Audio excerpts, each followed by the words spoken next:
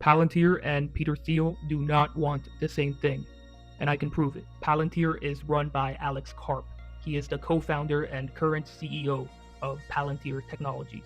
His co-founder, Peter Thiel, is notorious for heavy-handed approaches in trying to influence our politics and even our pop culture. But are these two men working in tandem, or do they have different agendas? Some of the audience may know this. Your co-founder of the company was Peter Thiel. Peter is on the other side of you politically completely. Let's begin with Alex Karp.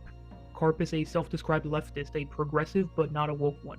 He's a man that heavily supports hard power, pro-Western and U.S. technological military dominance. But there are really two ways America can be strong vis-a-vis our adversaries. One is put the fear of like death into our adversaries at any random moment. I've asked myself, if I were younger at college, would I be protesting me? As I discussed in my first video on this channel, Karp's company, Palantir, has made headlines as it released a 22-point summary of Karp's 2025 book, The Technological Republic.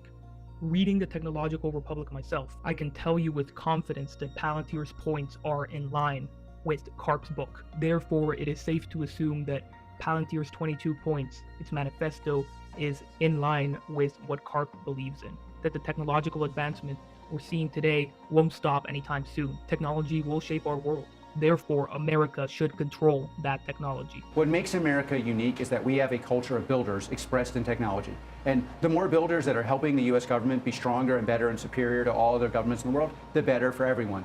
Per point 12, one age of deterrence, the atomic age, is ending, and a new era of deterrence built on AI is set to begin.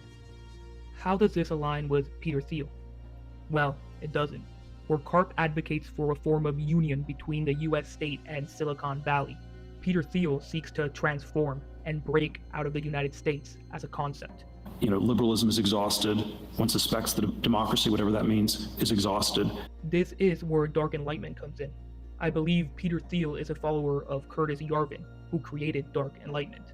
Curtis Yarvin wants a future of patchwork, technologically advanced city-states ran by corporate elites. Both men are reacting to a world that is changing so quickly due to AI and other tech advances. Thiel sees the future as Singapore, but multiplied by 1,000.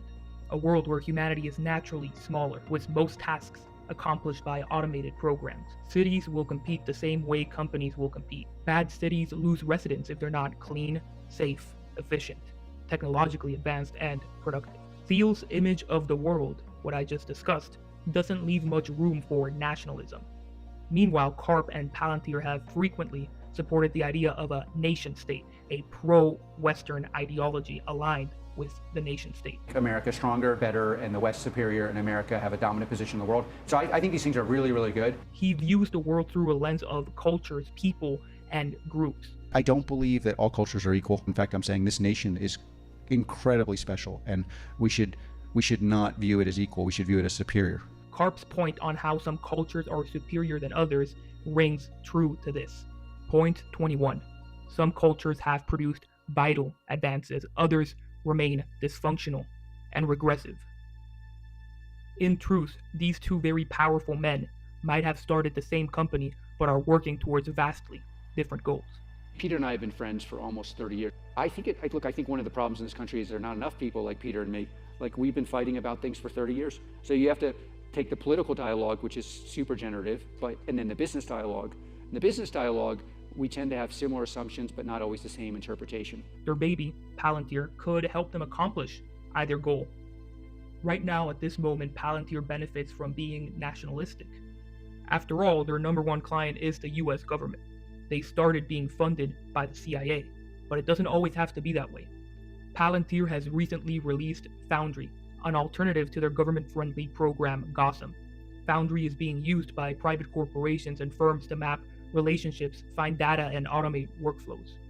If Karp's ideas become mainstream, if he wins, Palantir will be the perfect tool to merge the US government, America, with Silicon Valley, and bolster the West into a technologically advanced empire. On the other hand, if Peter Thiel wins, Palantir could be the backbone of many technologically advanced city-states, competing in the marketplace that will be our lives.